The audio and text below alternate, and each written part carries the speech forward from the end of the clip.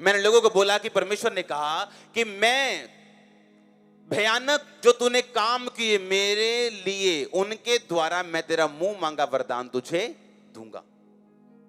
लिखा कि नहीं लिखा बाइबल में कि तेरे भयानक कामों के कारण जो तूने किए, तेरी बात कर रहा है, तुम्हारी बात, मेरी बात परमेश्वर कर रहा है। कहता भयानक कामों के कारण मैं तेरा मुंह मांगा वरदान तुम्हें दूंगा। क्या है भयानक काम? किसी को जाके परमेश्वर के बारे में बता के आना जो बिल्कुल कट्टर हो, दुश्मन हो परमेश्वर का। सुसमाचार वहां लेके जाना जहां ना पहुंचाओ, किसी चीज की परवाह ना करना, ना डरना, ना घबराना। अपने रिश्तेदारों को बता के आना कि मैं परमेश्वर में हूं। बीज बोने के लिए परवाह ना करना, काम करने के लिए परवाह ना करना, प्रभु का काम खुल के करना। कहता भयानक कामों के कारण तू मुंह मांगा वरदान पाएगा। आज बोलो चाहिए परमेश्वर मुझे मुंह मांगा वरदान दे, जो मैं चाहता हूं मुझे दे। बाइबल कहती उस तू भयानक काम जब परमेश्वर के लिए करेगा तो तेरा मुंह मांगा वरदान भी यहोवा तुझे देगा। पर अगर वचन पढ़ा ही नहीं है और सिर्फ मांगते जा रहे हैं जिन्नी की तरह, जैसे जिन के पास आए कि विष मांग ली, ये विष मांग ली, लगता है चिराग से अभी जिन निकलेगा और अभी बोल देगा ये ले मेरे आका। हमारा परमेश्वर जिनी नहीं है। हाँ, वो कार्टून से बाहर निकलो, वो कार्टून वाली चीजों से बाहर निकल के थोड़ा असली में आगे काम करो ताकि परमेश्वर आपको फल दे। आमीन। कहता तेरे किए हुए भयानक कामों के द्वारा यहोवा तुझे मुंह मांगा वरदान देगा। तेरे किए भयानक कामों के द्वारा अपने चले चलाए काम को छोड़ के मिनिस्ट्री में आना, यह भयानक काम था और मुझे मुंह मांगे वरदान मिले। सब कुछ सेट करके छोड़ देना और फिर मिनिस्ट्री में आ जाना, यह भयानक काम था परमेश्वर के लिए। परवाह ना करना, पूरे काम की जैसे करना वैसे ही करना, किसी का डर ना रखना, यह भयानक काम था। कहता तू भयानक मेरे लिए काम करेगा, मैं मुंह मांगा वरदान तुझे दूंगा। तू अपनी जान खोएगा, मैं तुम्हें वापस करूंगा। तू अपने बचाएगा, मैं तुझे छीन लूंगा। तू मेरे लिए खोल देगा सब कुछ, मैं तुझे दे दूंगा। परमेश्वर ने जीना सिखाया आपको वचन के जरिए। आमीन। अगर उन दिनों में अपने रिश्तेदारों को चैलेंज ना करता कि मैं यहोवा को मानता हूं, यीशु मसीह को मानता हूं, अगर वो मुझे चैलेंज ना करते, एक दिन तू वापिस आएगा अपने धर्म में। उनको ये मालूम नहीं था कि यीशु मसीह कोई धर्म नहीं। हाँ, आज वो आना चाहते हैं। हाँ, कितनी बार बता चुका मैं, वो आना चाहते हैं। आमीन। या तो आप शैतान को अपनी ओर खींचोगे या उसकी ओर चले जाओगे, बीच में कुछ नहीं। या तो व्यभिचार की ओर चले जाओगे या उसे तोड़ दोगे, बीच में कुछ नहीं, न्यूट्रल कुछ नहीं। हालेलुया।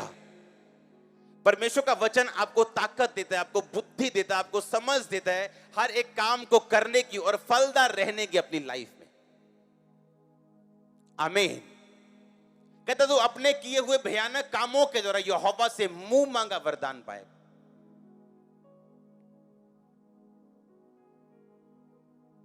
अपने पड़ोसी को बोलो भयानक काम कर, बड़े काम कर। अगर तू मुंह मांगा वरदान परमेश्वर से पाना चाहता है तो। आमीन। कहता अपने किए हुए भयानक कामों के कारण तू यहोवा से मुंह मांगा वरदान पाएगा। जो तू कहेगा यहोवा वो करेगा। हालेलुया। नीति वचन के द्वारा, कहता इनके द्वारा पढ़ने वाला बंदा बुद्धि प्राप्त करेगा, शिक्षा प्राप्त करेगा, काम करने की प्रवीणता प्राप्त करेगा। एक वचन मैंने आपको पढ़ाया था 14:8 में लिखा, चतुर का, वो चतुर जो होते हैं, चालाक जो होते हैं, जो बुद्धिमान होते हैं, वो अपनी चाल को जानते हैं। चतुर की बुद्धि अपनी चाल का जानना है, परंतु मूर्खों की मूढ़ता छल करना है। जो चालाक होते हैं, जो बुद्धिमान होते हैं, वो हर वक्त अपनी चाल को समझते हैं, लेकिन जो मूर्ख होते हैं वो दूसरों को समझते हैं। ओ कितना चलदा हाले प्रभु जी, दारू पीती हो ने। हाँ, पर कहता बुद्धिमान हर वक्त अपने आप को देखता है। आज मैंने प्रेयर की, हाँ, आज मैंने बाइबल पढ़ी कि नहीं, अभी मैंने फास्टिंग कितने दिन हो गए नहीं किया, की कौन सा काम मैंने करना है, अभी क्या पाप है जो प्रभु मुझसे खुश नहीं, मैंने छोड़ना। हाँ, कौन सी सिद्धता में मैंने आगे जाना है। बुद्धिमान कहता है ऐसे चलता है, और मूर्ख वो दूसरों की ओर ध्यान देता है। ये मैंने एक वचन आपको 2-3 वचन दिए हैं सिर्फ, और सोचो जब आप पूरे 31 पर पढ़ोगे, अध्याय पढ़ोगे, तो कहां बुद्धि जाएगी आपकी, कहां दिमाग जाएगा आपका। और सोचो अगर पूरी बाइबल आप पढ़ने बैठ जाओ और बाइबल का एक एक अंग आप खा जाओ अपने अंदर, तो सोचो आप कैसे व्यक्ति बन जाएं। इमेजिन करके देखो आप, अगर बाइबल आपकी लाइफ का डेली हिस्सा बन जाए, अगर वचन आपकी लाइफ का डेली हिस्सा बन जाए, तो आप कहां जाओगे।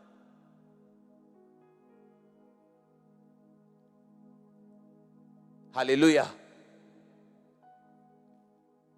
कहता बैल जहां नहीं वहां गौशाला निर्मल रहती, पर कहता बैल के बल से अनाज की बढ़ती होती।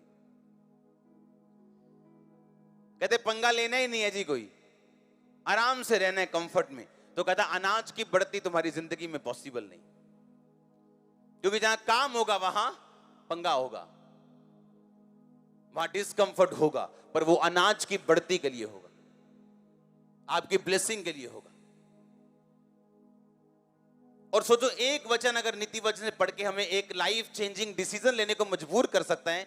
सोचो अगर मैं बाइबल को रोज पढ़ना शुरू कर दूं और रोज इस पे चलना शुरू कर दूं और रोज इस तरह से पढ़ूं कि परमेश्वर आज वचन से तू मुझसे बात कर, और वचन के जरिए मैं जानना चाहता हूं तू क्या चाहता है, और वचन को समझ के जब चलना शुरू किया जाएगा, सोचो कैसी स्थिरता आपकी लाइफ में होगी। हालेलुया। जोर से बोलो हालेलुया।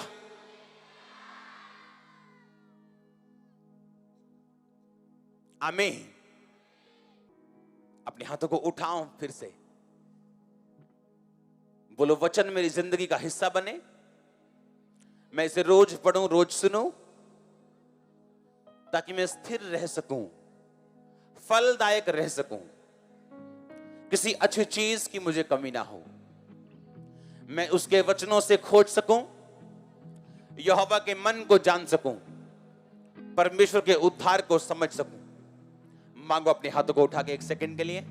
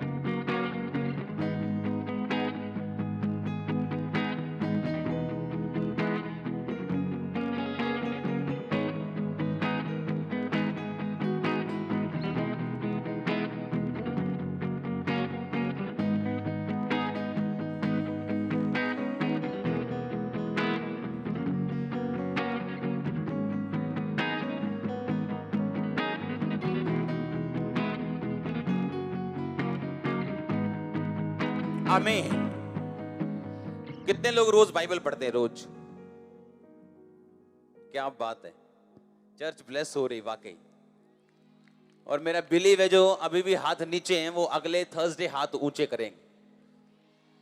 हाँ, आप जानते हो अभी अगर हीलिंग, अगर मिरेकल्स और प्रोफेटिक शुरू हो जाए तो उसमें कोई टाइम नहीं लगेगा, और अभी होंगे वो। हाँ, पर जो वचन आपके अंदर जाने वाला है, और अगर आप इसे समझ गए तो आप जो यहां हफ्ते बाद लेने आते हो, आप रोज लोगे अपनी लाइफ से। अगर वचन नहीं तो हीलिंग भी बनी नहीं रह सकती, डिलीवरेंस भी बनी नहीं रह सकती, अगर वचन ये नहीं मैं आपको दूं तो। एक एक वचन पावरफुल है ये। जब मैं पढ़ता हूं इसे, मैंने एक टारगेट रखा होता है, इतने चैप्टर मैंने रोज पढ़ने हैं, इतने नए नियम से पढ़ने हैं, इतने मैंने प्रोफेटिक बुक से पढ़ने, इतने पुराने नियम से पढ़ने, और कभी कभी भजन संहिता, नीति वचन से पढ़ने।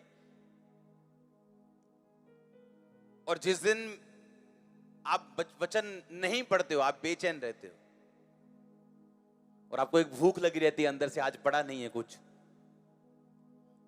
चलो भागो उधर। जैसे नशे वाला व्यक्ति जाता है ना हर वक्त, उन्हें पता आज सिगरेट लाई नहीं, दिल च काउमो हो ही जाता। हाँ, आपको वचन के लिए वो काउमो होना चाहिए। हाँ, आपको ऐसा अटूट हिस्सा बनाना है वर्ड। आमीन। आप देखो, एक चीज लिखी है, कहता जवान को ज्ञान और विवेक मिले। यही विवेक था जिसके कारण यूसुफ ने पोतीफर की पत्नी के साथ गलत काम नहीं किया था। उसने कहीं बाइबल में लिखा नहीं था व्यभिचार ना कर, वो अभी हुक्म आए ही नहीं थे, तू हत्या ना कर, चोरी ना कर, वो आए नहीं थे अभी, वो मूसा के बाद आए, तब नहीं थे। पर बाइबल कहती उसने कहा वो मेरा मालिक जिसने सब कुछ मेरे हाथ में कर दिया, जिसने मुझे ब्लेस किया, मेरा वो शारीरिक जो मालिक है, मेरा बॉस है, क्या मैं उसके साथ ये गद्दारी करूं और उसकी वाइफ के साथ गलत काम करूं? कहता मेरे विवेक ने मुझे ये करने की आज्ञा नहीं दी। और कैसे मिला विवेक? कहता नीति वचन, कहता इनके द्वारा, पढ़ने के द्वारा। कहता वचन को पढ़ने के द्वारा तुम्हारे विवेक की बढ़ोतरी होगी, तुम्हारा विवेक सही होगा। और जहां विवेक गड़बड़ हो जाए, लाइफ क्या, जनरेशंस गड़बड़ हो जाती। हालेलुया। विवेक जहां गड़बड़ हो गई, जहां विवेक की गड़बड़ हो गई, वहां मैंने कहा लाइफ नहीं, जनरेशंस खत्म हो जाती। लाइफ नहीं मैं कह रहा हूं, जनरेशंस की बात कर रहा हूं। एक ऐसा बंदा जो अभी अच्छी पोजीशन पे है,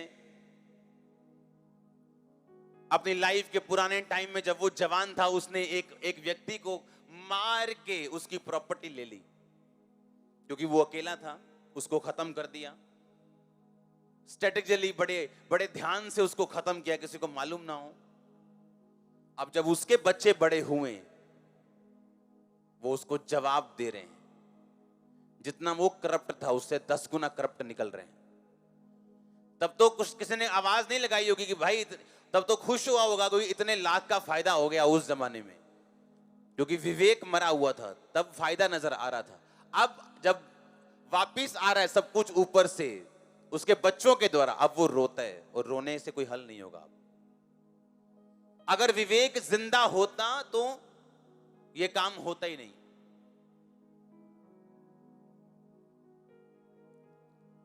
आज एक औरत दूसरी औरत का घर खराब कर रही है, उसके पति को अपना कर रही, कि लव हो गया, ये हो गया, वो हो गया। आपको क्या लगता है 10 साल बाद आपके साथ क्या होगा? क्या जो आपने बोया, क्या वो आपका पीछा नहीं छोड़ेगा? मैं उन लोगों से भी बोलता हूं जो कभी मिनिस्ट्री में रहे, मैंने कहा जब तुम जाना तो वो बो के जाना जो तुम खुद काटना नहीं चाहते हो। हाँ, वो मत बोना जो तुम काटना नहीं चाहते, वही बो के जाना जो तुम काटना चाहते हो, क्योंकि जो तुम बो के जाओगे तुम्हारा परमेश्वर तुम्हें वही वापस करने वाला। तो मुझे चिंता नहीं कोई क्या करे, मुझे इतना मालूम है जो तुम बो के जाओगे वो सेम तुम्हें काटने को मिलने वाला है। और इसीलिए धर्मी जन ज्यादा शांत भी रहते, उन्हें मालूम है कि उनका परमेश्वर जीवित परमेश्वर है, और जो सब चीजों को वापस करेगा, सूद समेत, ब्याज समेत। लिखा अगर तुम नीति वचन पढ़ो तो तुम विवेक पाओगे। विवेक ऐसी चीज है, कॉन्शियस ऐसी चीज है कि अगर कोई चीज बाइबल में नहीं भी लिखी, आपका विवेक बता देगा कि यह गलत है। लिखा है बाइबल में अफीम ना खाओ, लिखा कहीं अफीम ना खाओ, हाँ, तो खाते क्यों नहीं? आपका विवेक जानता है ये क्या है, गलत है। अब्राहम को कहां लिखा था बाइबल में, तूने अपना 10वां हिस्सा बोना, उसका विवेक जानता था 10वां हिस्सा देना। उसके बाद मूसा ने कहा, उसके बाद प्रभु यीशु मसीह ने भी सेम कहा। यह किसी व्यवस्था से जुड़ा हुआ नहीं है टाइथ देना, यह व्यवस्था से पहले और व्यवस्था के बाद का भी। और लोग वेट करते हैं, मालूम, वेट करते हैं, इंतजार करते हैं कब परमेश्वर रास्ते खोले। और उनको पूछो क्या तुम पैसा बोने वाले हो प्रभु के कामों में? नहीं। कभी टाइथ बोया? नहीं। कभी बीज बोया? नहीं। किस चीज का इंतजार कर रहे हो? अगर बीज बोया ही नहीं तो फसल का इंतजार क्यों कर रहे हो भाई तुम? हालेलुया। और हम तब बीज बो के बड़े हुए जब हमारे पास सिर्फ वही बीज होता था काम करने के लिए, ये करने के लिए, जरूरी काम करने के लिए। हमने ऐसी ऐसी सिचुएशन में बोया और एक बैग होता था भरा बैग पैसों से, एक ही बैग, वो पूरा का पूरा बो देना और उसमें से 2 लाख 4 लाख भी ना रखने कि इमरजेंसी कहां से करेंगे। और जैसे ही हमने बोना 2 महीने बाद क्या पता लगना जी, अच्छा जी लोग ज्यादा हो रहे हैं, क्या किया, बाहर चर्च के बाहर ओवरफ्लो सेक्शन बन गए 4।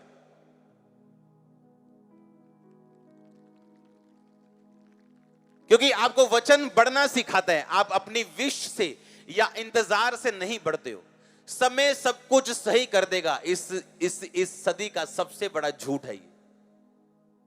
समय के साथ सब कुछ ठीक हो जाएगा, इस सदी का सबसे बड़ा झूठ है ये। समय के साथ कुछ भी ठीक नहीं होता।